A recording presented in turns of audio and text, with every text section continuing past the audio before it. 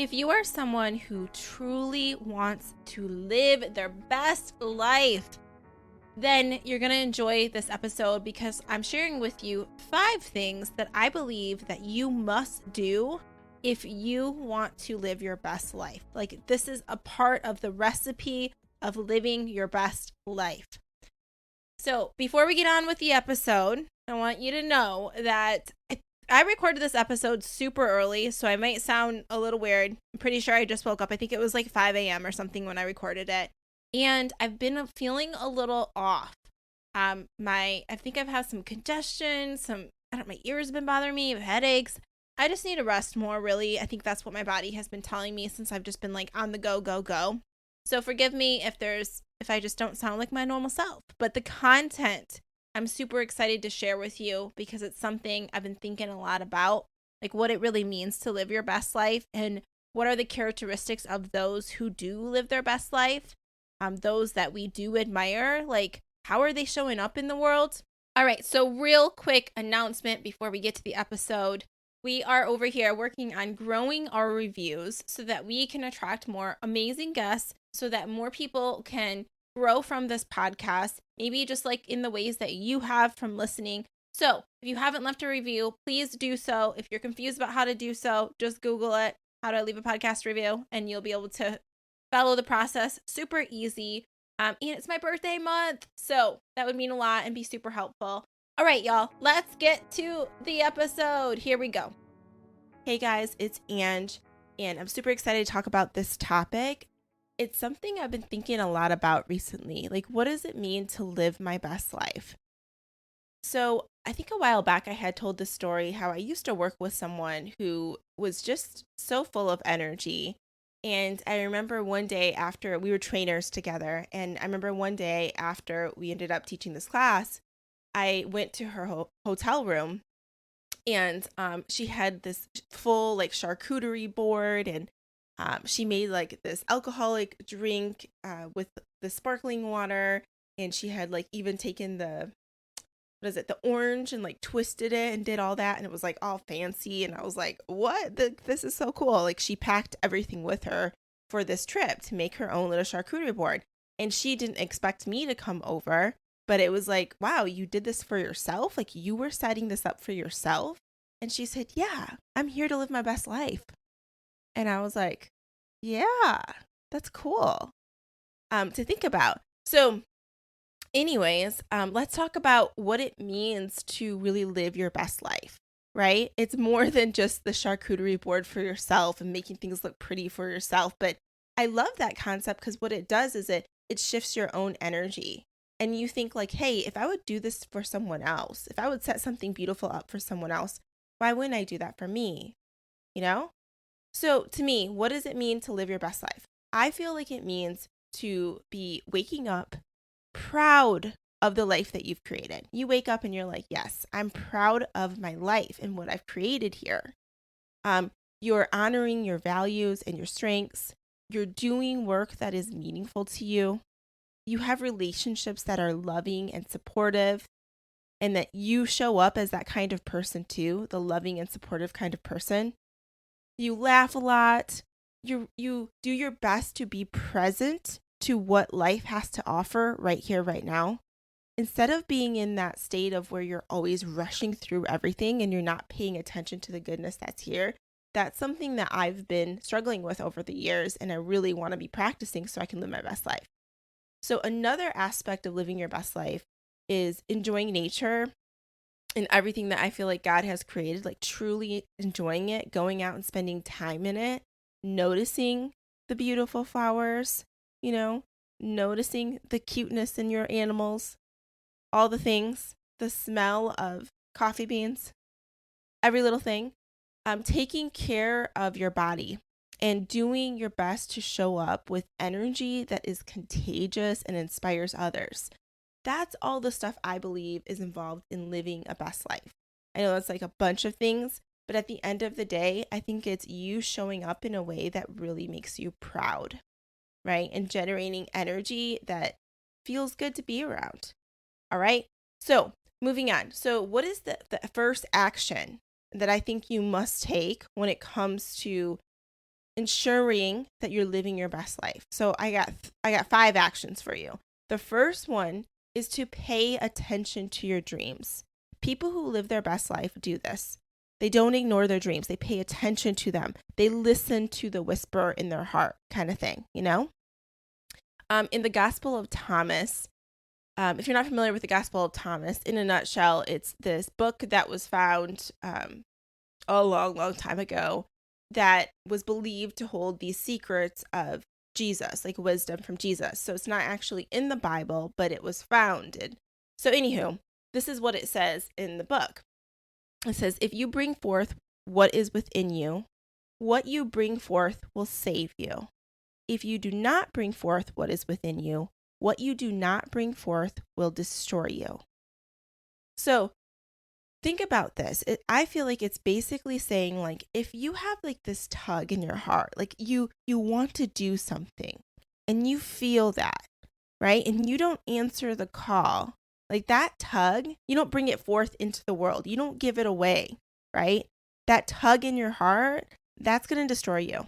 And I think about it as like living with regret, like how some of us think about really wanting to do something, to pursue something, to show up in a certain way, and we don't. Like that is going to destroy us.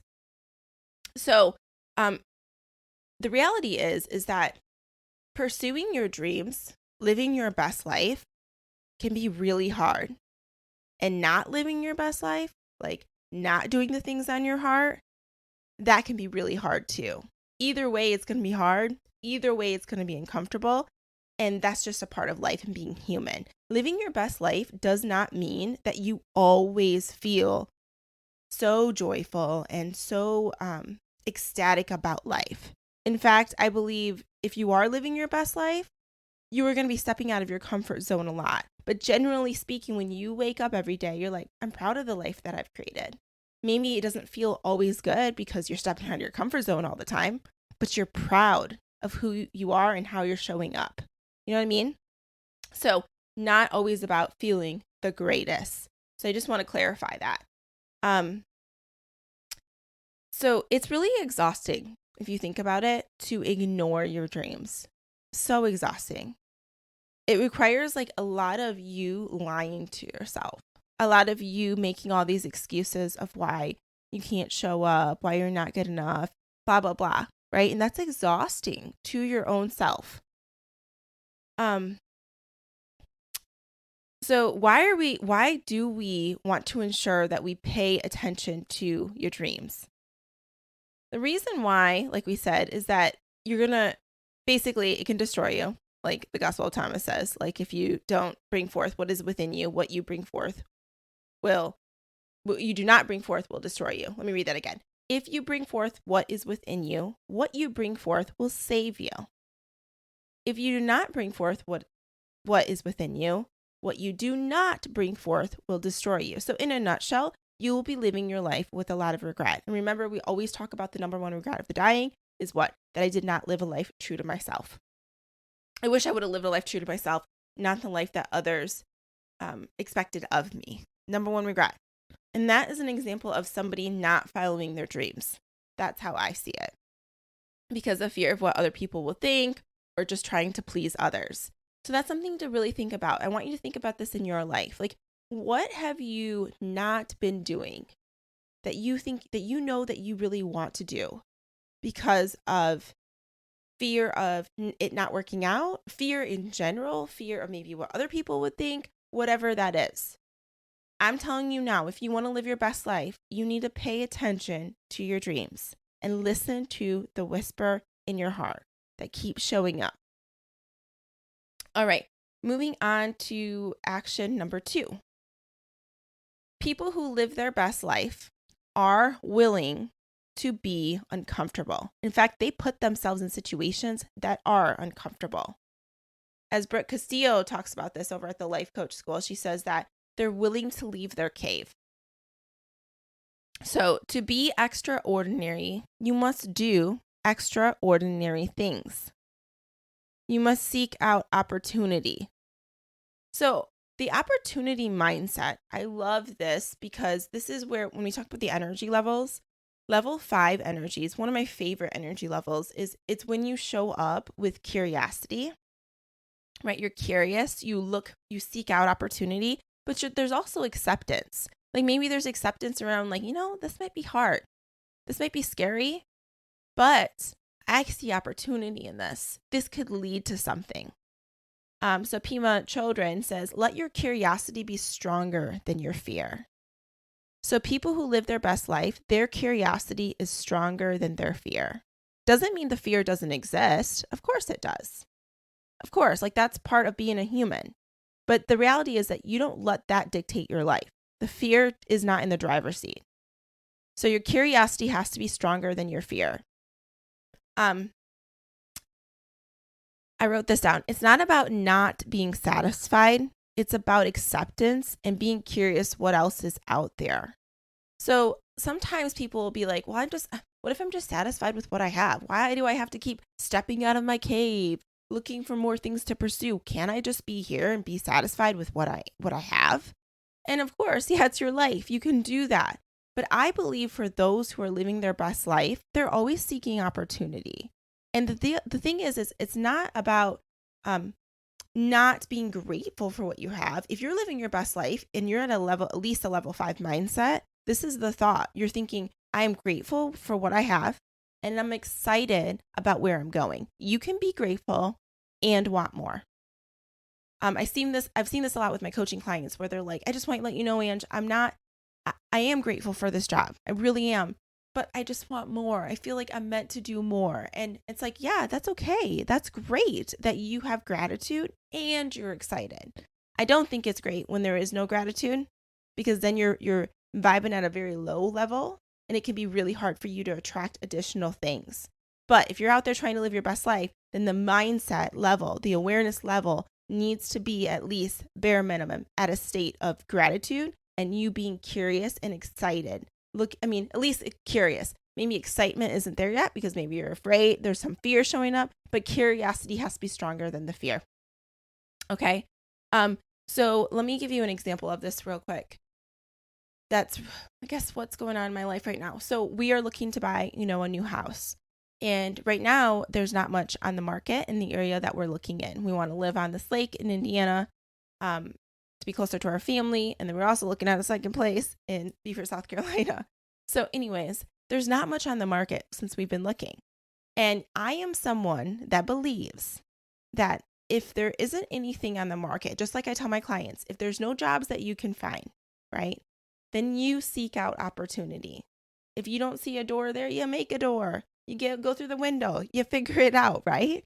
And that has always served me because it's led to my husband getting the jobs that he has, where I think I've told you guys this story back in the day where there was no opportunities, and the recruiter in the area we wanted to live, and the recruiter he was working with was like, there really isn't much there. You need to kind of like give up, let it go. How about you check Florida? Because he wanted to live somewhere sunny. And I was like, you know what? I don't have to accept that as truth because I know who God is. God is bigger than anything that a human mind can think. And I really do believe anything is possible. So let's just start reaching out to people and see if they know anyone. So I wrote him this letter, started sending it out. And long story short, one office got back to him and they were like, yeah, actually, we're looking for another dentist. Do you want to meet? Do you want to talk about this? So they ended up talking about the opportunity. He ended up negotiating to get another course that he wanted paid for. It was over 20 grand, and moving expenses and the schedule he wanted, blah, blah, blah, like all these additional things. And it was like this dream opportunity that he took, which led to more opportunities even for me. But where did that start? That started with seeking opportunity and not just being like, oh, nothing's there, That's not the mindset that I have. That's not how I roll. So the reason I'm saying this is even with the house, going back to looking for the house, I'm like, okay, if there's nothing there in the inventory, I'm not going to freak out because I'm about to start messaging people and say, hey, you want to sell your house? I don't know. I don't care. And the thing is, like, somebody might be like, but it's kind of scary. They may reject you or be like, don't even talk to me. Why are you messaging me? I don't care because my curiosity is stronger than my fear. And I'm here to live my best life. So you can think whatever you want about me. Think about it. It's like so many of us are afraid to reach out to someone for something, seek an opportunity. Let's say you made a product and you want to sell it in a store or something or whatever. Like think about it. Like, reach out to someone, and if they're like, no, I don't like you, why are you even reaching out to me? Like, who are you? Who do you think you are? Like, that kind of stuff. Be like, well, I'm here to live my best life. And two, who cares? Who cares, really? Like, we get so afraid of things that don't really matter. So I've been doing that recently. Like, I've been reaching out for different opportunities and just curious. I'm just curious, see what's out there. I don't care if you ignore me, and I used to not be that person. I used to let fear drive my life. And this is the thing, guys. A lot of people say to me, this is not my ego, like, speaking, I'm just being real with you. People say to me, like, you have such a dream life. Like, you get to travel, you do work all the time, you do work you love, you have an amazing husband, blah, blah, blah. Like, people say this to me, and I feel very blessed, and they'll act like, ooh, it's so awesome, right? But what you don't see is that it's not always easy. Like, in fact, I'm almost uncomfortable every single day. I'm uncomfortable. I'm doing things to push myself out of my comfort zone constantly. I don't always feel like wonderful. In fact, even going on trips, it's a lot to plan, like getting the stuff ready for the Appalachian Trail, all the trips we've been on recently. Like, we spent 30 hours over a weekend period in a car just so my husband can go out and see the practice that he wanted to work at. We had to squeeze that in a weekend because that was the only time that we could find on the calendar before he hops on the Appalachian Trail. And it can be so tiring. So I'm just saying that living your best life doesn't mean it always feels comfortable. And to those that you see, that you admire, and you're like, oh, their life is so cool. Their life is also really hard too. It can be really hard to maintain that level of living your best life. It's going to involve a lot of discomfort. I just heard Ed Milet, his podcast, the Ed Milet Show. I love Ed Milet. Like, he's just seems like such a cool guy. Anywho, I heard him talking about how he used to think, like, when I get to this level, like, I'm not going to have all these problems, or I'll be able to do this more. I'll be able to exercise more in this way, or spend time with people in this way. And he's like, but then I realized, like, every time I up level, there's just another set of problems that come with that, right? And he's like, it's not like it always feels so much better at the next level, but I'm still proud that I'm moving up, like, he's still feeling good at the level that he's at. And then he moves on to a next level. And with that comes more different responsibilities, other challenges. So I think a lot of people are looking for life to be so easy, like, they're looking for it to, like, it's like, if it's hard, they don't want to show up anymore. Like the 5-minute challenge, we're doing this online. If you have not done the 5-minute challenge, go there on Facebook. What is it? I'll put it in the links. The daily 5-minute February challenge, or whatever I'm calling it. I forget. Anywho, so I share a 5-minute workout every day, and I also do some coaching stuff, and I share a mantra with you and some of the things that we're talking about here. But what I've noticed is people will start to drop off. Like, it's 30 days, right? You can jump on any time, but you'll see just even after a few days, people won't show up anymore. Why? It's the consistency. That's not there. And it's also because probably life got in the way, and it was like hard for them to jump up and get the 5 minutes. They're trying to figure out, like, they had to be flexible. And the thing is, or they're like, oh, I couldn't come and I couldn't do it in the morning. It's like, okay, do it in the evening then. Oh, I didn't really have time. You telling me you didn't have 5 minutes? Oh, it was longer because you did your talk before, and then it would have been 15 minutes and you did the stretch. Okay, then you fast forward it to the last 5 minutes. So the reason I bring this up is because I want to emphasize that where there is a will, there's a way, right? There's always opportunity to be who you want to be. You just got to seek it out. You just got to find it. Does that mean it's going to be easy and that things are always going to flow the way you want them to? No, of course not. And when we start to get so attached to how something needs to be, we start to generate lower levels of energy, and we cause more suffering for ourselves, and we give our power away. So what I just explained to you was a bunch of excuses where someone was giving their power away and saying, I couldn't show up well or for myself because of this. All these things that are external. So when we do that, we don't live our best life. And sometimes we do this, guys, with, like, even other people in our life, where, like, let's say they show up really negatively and always complain. You know those people in your life, and you're just like, I can't be around that person because if I'm around them, it just brings me down, right? Energy is contagious. We know that to be true. But another thing that's true is that you're a very powerful influencer and your energy matters in a space. And you are in charge of how you feel at the end of the day. Yeah, things may affect it, but you are in charge of how you feel. So that means if you're in a situation and you say that I don't show up well around that person because they do X, Y, Z, then that means that you won't show up well until they change their behavior. Do you really want to give them responsibility for how you feel? No, you don't. But we do that all the time. And that's where our lower level of energy kicks in. And we also do this with other things in our life where we make excuses for why we can't show up a certain way. Yeah, you may have to adjust things.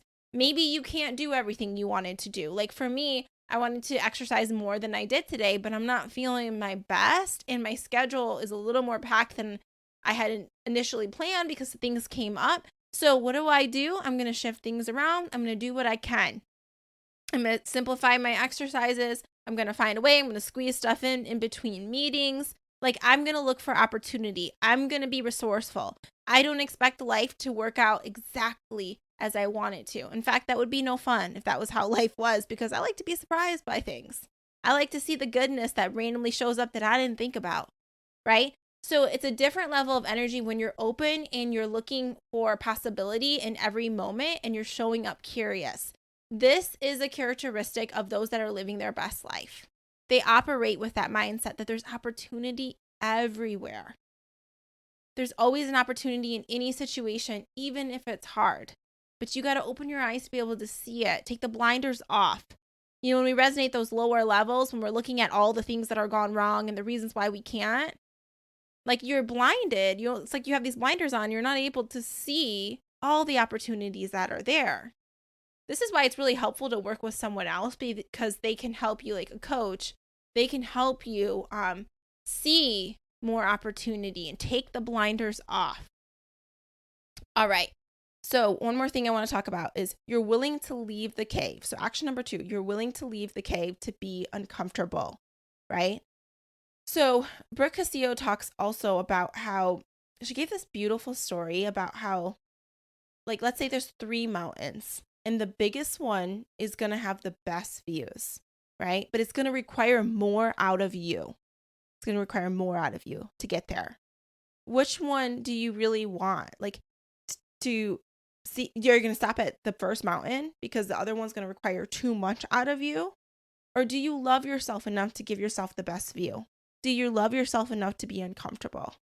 You know, like going back to the job stuff, I've been doing a lot of career coaching lately, so it's fresh in my mind. But going back to the job stuff, like sometimes it's like, I want to say, they're like, well, it's uncomfortable, Ange, to talk to this person or do this or do this. And I'm like, do you love yourself enough to be uncomfortable? Right? Are you willing to live your best life? Like be uncomfortable to live your best life? Yeah, you are. Let's do this. Let's go out there and live our best life. Okay. If you don't leave the cave, what happens? You don't really grow much, right? You get depressed if you're not willing to step out of your comfort zone. You're not challenging yourself enough. I really believe that. And you ultimately live with regret. And that's what we're here not to do. We're not here to live with regret, thinking, oh, I should have, I wish I would have done X, Y, Z. No, that ain't us. All right, action number 3. You care for your body well. To live your best life, you need your body to carry out your work. To do that, you need to feel good. And to do that, you have to care for your body. And when I say feel good, you know, I might be contradicting what you think I just said earlier. I mean that generally speaking, you have to feel good enough in your body for you to be able to carry out actions. Like there's a lot of people walking around with a lot of lethargic energy because they're not taking good care of their body. Where they don't feel inspired to do something and they just kind of feel crappy and down because their body is affecting them. Okay. So something to think about. I've been calling myself out on this because like I have not been getting the world's best sleep recently with just everything that's going on, and I can feel it in my body. And it's like it affects my cognitive ability when I'm trying to show up and when I'm coaching or teaching, or it just feels harder for me. And that's not that I can't keep going down that path because that's not going to help me live my best life. right? So, a lot of times when we feel like we're not motivated, we're just feeling down, and we think that something externally has to change. A lot of times it's just you having to care for your body better, right? Um, the lack of sleep may be affecting you, eating crappy foods, dehydration that affects you drastically on a cognitive level, not moving your body, like that stuff, you're just keeping all that catabolic energy in your body. So there's multiple bodies that we need to consider. One is your mental body. So you can think about mind, body, spirit, right? So your mental body, this has to do with your mindset. I would say your energy level and awareness, right? So you really need to be thinking about that part of your body as well. So I've been doing energy leadership index assessments with my most recent coaching clients. I used to do a lot of these in the past, and then I haven't done them in a while. And I was like, why am I not doing this? At the end of the day, every single thing is energy. This really helps a client, no matter what their goals are, to understand where their awareness levels are at, what energy levels they're resonating at, and what things trigger certain energy levels for them, where the catabolic, that kind of negative energy, we think of it that way, holds us back. How does that show up in our lives? Everybody, it's different for every single person. This is why this assessment is so cool. I love it so much. I find it to be so helpful because we have a really good conversation about your energy levels. What are the things that are triggering you into different levels? Again, where are you being held back? And it's really cool because we start to dig into, I guess, layers and uncover some things that maybe even you're not consciously aware of that are holding you back. So how it works is you take this assessment. It's not like a personality assessment, not like Myers-Briggs or any other kind of personality assessment like that. What it gives you back is what's called an average resonating level.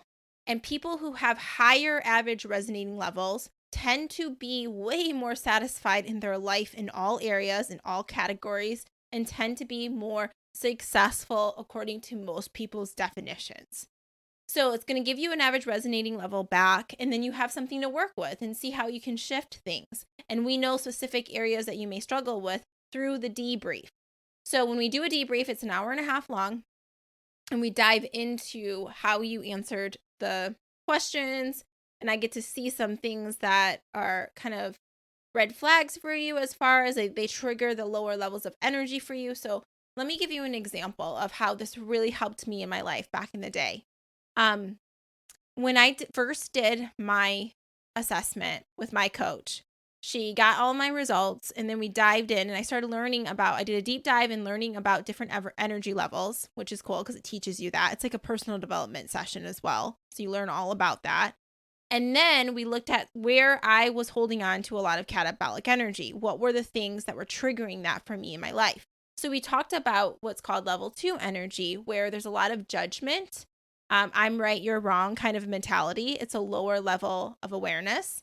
And we talked about how that was showing up for me. I didn't have a lot of it, but there was some there. And even just a little bit of catabolic energy can really hold you back in your life. It's kind of like we talked about, like the hot air balloon, right? It takes a lot of hot air to raise the balloon, only a little bit of sandbags to keep the balloon down. Just a little bit of that in your life can really hold you back. So how it was showing up for me, they explained to you what level 2 energy looks like in your life.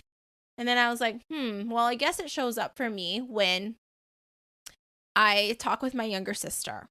My younger sister listens to the podcast. Hey. So anyways, this is years ago. So basically I said, my younger sister smokes. She no longer smokes, but back in the day she did. And I had a lot of judgment about it. Like I wanted better for her. I'm like, what are you doing? You're hurting your body. Like, all this judgment. Right. And, it made it so that she didn't really want to talk to me about things because she felt like I was super judgy, because let's be real, I was. So I was generating a lot of that catabolic energy towards her and in that situation, and it drastically affected my relationship with her. What I wanted was a relationship where I was close to my sister. That is what I truly wanted. But the way I was showing up wasn't in alignment with that. So my coach had this conversation with me, and she said, well, what would it be like, Ange, if you showed up from a level 4 energy? Like, what if instead of judging her, you showed up and loved her? What would be different for you?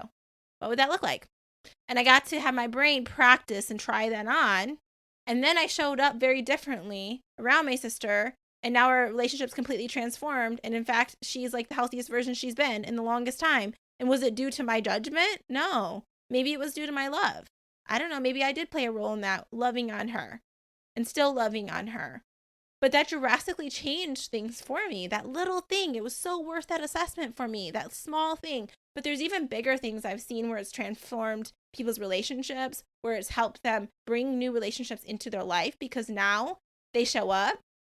Instead of having the lower energy hold them back, like from going to a new event where they might be afraid to meet strangers and they might be avoiding it. That's level 1 energy. We talk about what that looks like. Oh, that's where it's showing up in your life. Now, what if you were at this level? How would that look? So it kind of is just like this way of like sparking conversation, but everything's very personalized to you. So if you ever feel like you want to take, like, this is awesome personal development, it's going to help you with every area of your life, and you want to do a deeper dive coaching with me, you can sign up for this. Just shoot me an email. That would be the best way right now. At my email, ange@angebarnard.com. It'll also be in the show notes. The session and the debrief session that goes with it, it's an hour and a half long, or the assessment and the debrief, it's an hour and a half long. That is $197.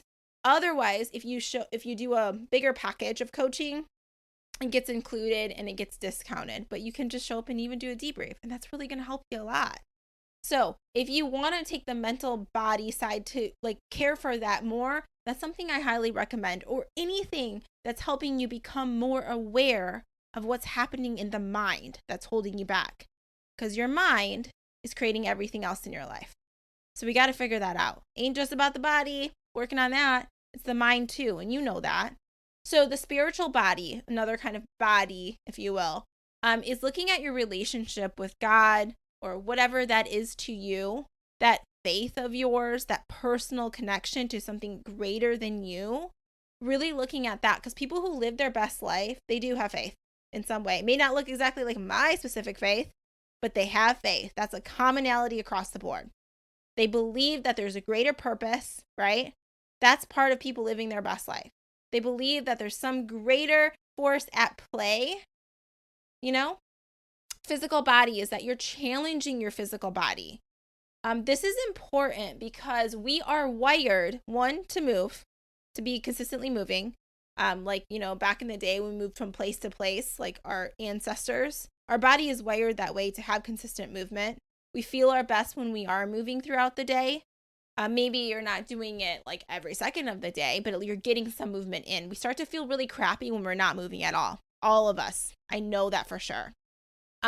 Lifting heavy things, like we are wired to, back in the day, also be carrying heavy things around with us, like the nomadic kind of nature. We may not do that so much anymore. Some of us might when we work on like farms and things like that. I know some of my listeners have their own farms, which I think is so awesome. But maybe like in your life, can you add more lifting of heavy things? Do some strength training. This is really important to help you with your overall aging process, to be strong, your bones to be strong, like just adding a little bit here and there. I'm the queen of the 5 minutes. I do all kinds of like 5-minute workouts, and it makes a huge difference long term. So that's another way that you can care for your body. Obviously, the food, the water, like not eating the crappy stuff, drinking your water, sleeping, all that stuff that I mentioned all the time that I just mentioned, that's something to be thinking about as well. So I want you to be thinking about where or how, what area of your life, like what specific area of caring for yourself do you need to amp up? Is it the sleep? Is it eating better foods? Is it moving more? Is it the mental part, investing in yourself and your own mental growth? Working on your relationship with your spiritual relationship. Like, what is it for you? You know what it is. And how can you amp that up so you can care for yourself more, because you know you need to live your best life. We all have something we can improve on here. If you don't do this, what's at stake? One, you're not going to have the energy that you need to carry out your work in the world. And you're going to attract more opportunities in your life when you feel good and you're generating good energy. You watch. When you start taking care of yourself more amazing opportunities come your way. I've seen this work with my clients, and I see it in myself all the time. All right. Action number 4 is to keep gaining awareness of the things that hold you back from being who you want to be. This is you investing in yourself. We just talked about this, how one way to do it was to do an ELI assessment. Work with someone that's outside of you that can help you see those things that may be holding you back.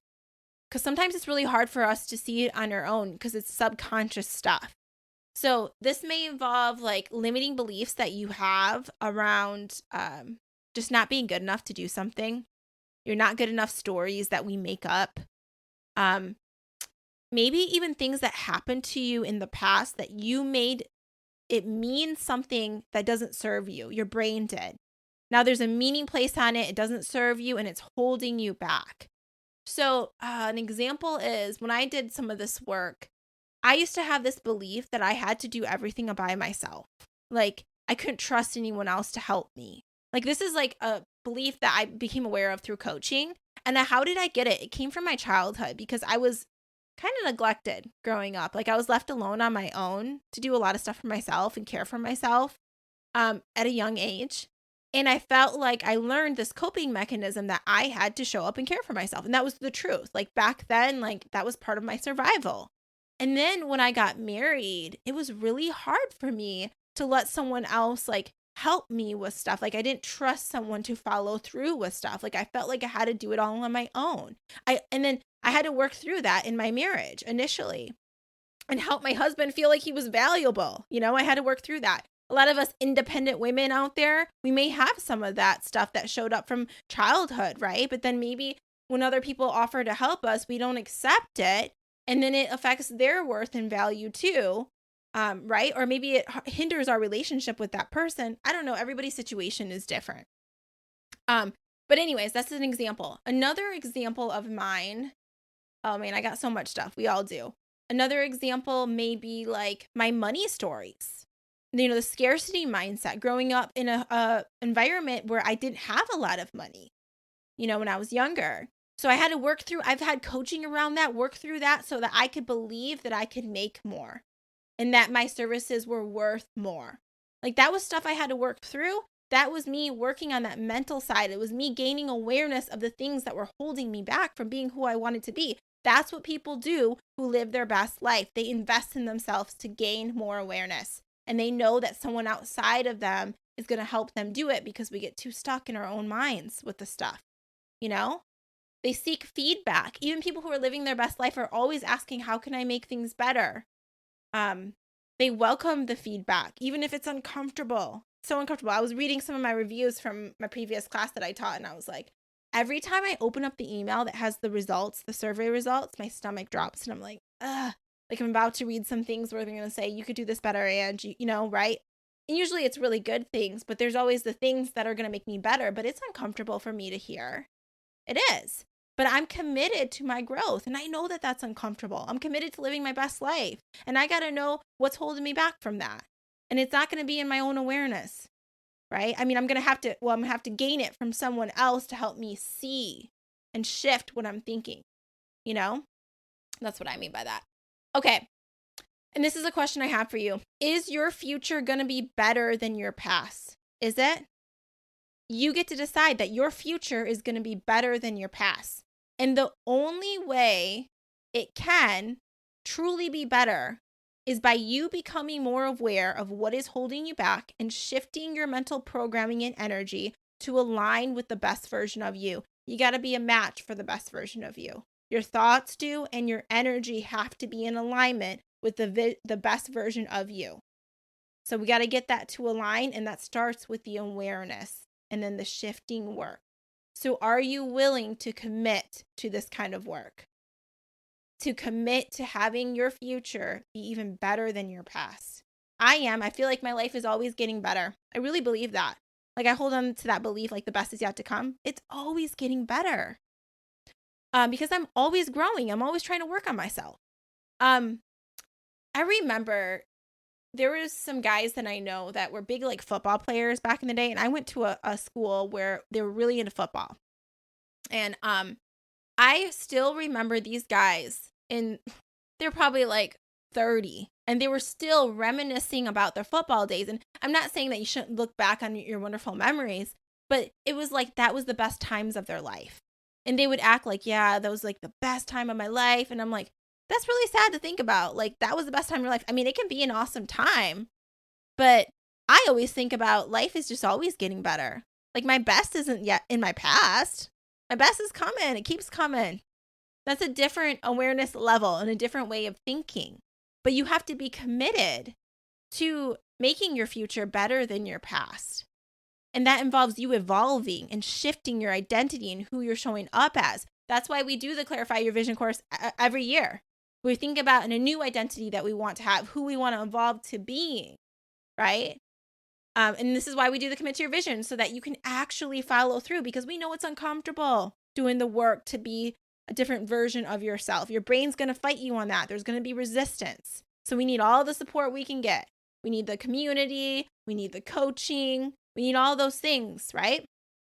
All right. What happens if you don't do this? If you don't keep gaining awareness of the things that are holding you back, you take your pain out on others and you energetically get held back from your best life. And your energy too affects others around you, people that you love.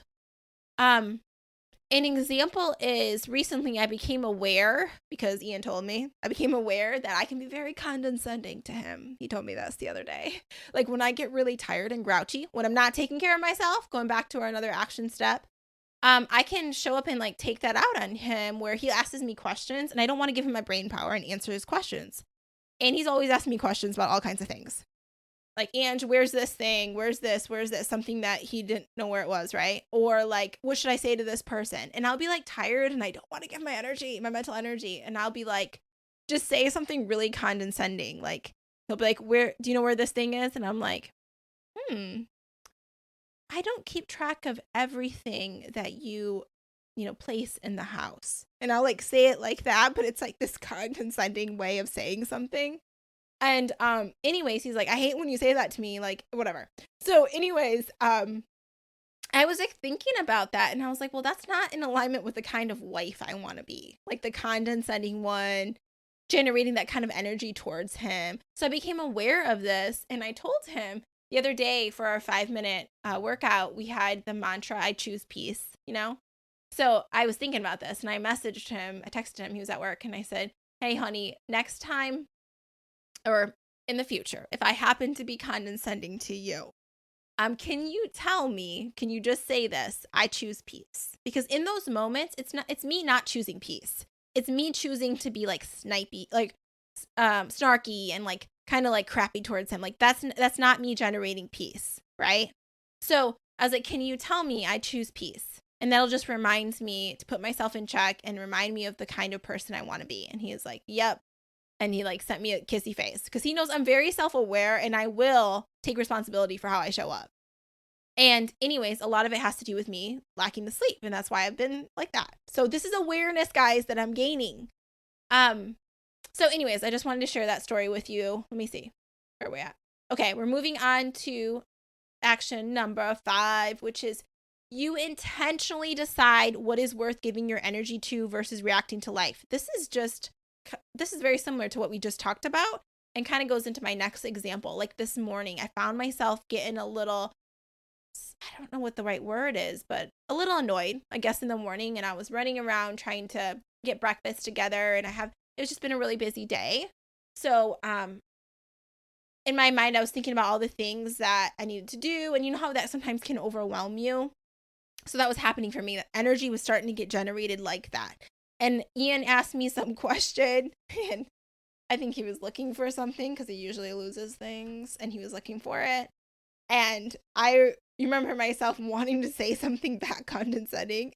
Even this morning, guys, despite I sent him this text yesterday about choosing peace.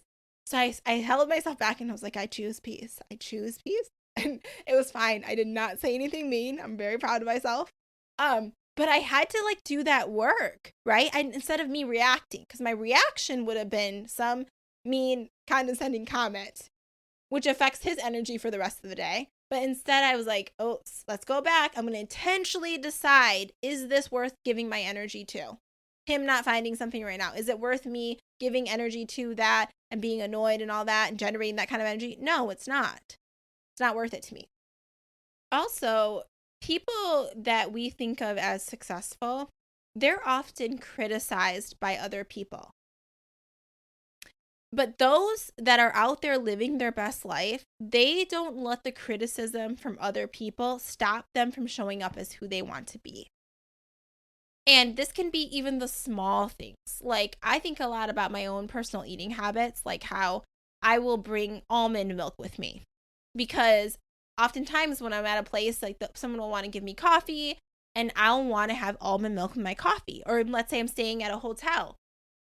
So I buy some and I pour it into my coffee. I have this little container that I've been carrying around. It's actually like a pill bottle. It's a magnesium little bottle that used to have magnesium tablets in it. And I've been pouring a little bit of almond milk in there so I can pour it in my coffee if I'm somewhere and, there's no almond milk, right? I'm prepared. And someone might be like, that's weird, and be like judgy towards me about like you're carrying around almond milk or you're carrying around whatever it is you're carrying around. And I think about it as like, I'm okay with being criticized, even about stupid things like that, because I'm here to live my best life. And what makes me feel my best is when I do have almond milk in my coffee. Like, I just feel like that. And all of us have these little things that we know make ourselves feel our best. And I want to say that people outside of you may criticize those things that do help you feel your best. And this is about you living a life true to you and intentionally deciding also what is worth giving your energy to. Is their criticism worth giving your focus and your energy to? Or is living your best life more important to you? Or is peace more important to you? So that's something that we need to think about. So action number 5 is that you intentionally decide what is worth giving your energy to versus reacting to life. Let me see. I have one more statement here. If you don't intentionally decide, your life gets decided by others and your energy is given to them versus fueling you and your dreams. There becomes a distraction. And a lot of us are giving our energy to people because we're frustrated about something they're doing. We keep directing our energy towards them. And then it's depleting our own energy and stopping us from being who we want to be in the world, right? It's becoming a distraction in our life. And I think that's something that in my faith, where I feel like if Satan was to do something to hold us back in our lives, it would be distraction. Just distracting us from being who we are meant to be in this world. And sometimes this can look like even social media being a distraction or some other thing, but it shifts our focus to something else and stops us from showing up to be who we want to be. Because now we're depleted of energy. We can't show up to be who we want to be, right? So it's something to be thinking about. Where have you been giving energy to that is not really worthy of your energy? Maybe you're giving it to somebody that's been making you mad, or giving it, like I said, on the social media and scrolling, and you're like, what, hours had passed? Like, that's a common thing that people do. And that's not really worth it, right? Because your energy could be used to show up and be the person that you're meant to be in this world. All right, to step out of the cave, as we talked about earlier. All right, so let's do a quick recap just to go over these. Action number 1 is to pay attention to your dreams. Listen to the whisper in your heart. Action number 2 is that you're willing to leave the cave. You're willing to be uncomfortable because of the love you have for yourself, because you want to live your best life. In the name of your best life, you're willing to be uncomfortable.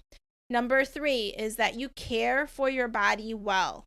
All parts of your body, mind, body, physical side, mind, spirit, physical, all of that good stuff. Action number 4 is that you keep gaining awareness of the things that hold you back from being who you want to be. You invest in yourself, in your mental growth. And then the last action step is that you intentionally decide what is worth giving your energy to versus reacting to life. I want to add a little bit to this one. This also means you deciding where your time goes every day, because time, you give energy to the time every day, right? You give a certain amount of time towards something, a certain amount of energy towards something. So think about being intentional with where your time goes. This is something I've been working on in my life. This is what we do in the Commit to Your Vision program, is we look at like, okay, you got 24 hours in this day. What do you want to give your energy to? You tell me you want to be this kind of person. Where do you have this laid out in your calendar for how you're showing up? That's what a lot of people don't do. They have the goals, but actually moving forward on them and prioritizing the forward movement, that doesn't get done. So we better be pulling out those calendars and be intentionally deciding where we give our energy. Something else to think about. All right, I hope you have an awesome day. Let me know if you like this episode. Leave a review again if you haven't, and I'll talk to you soon. Bye.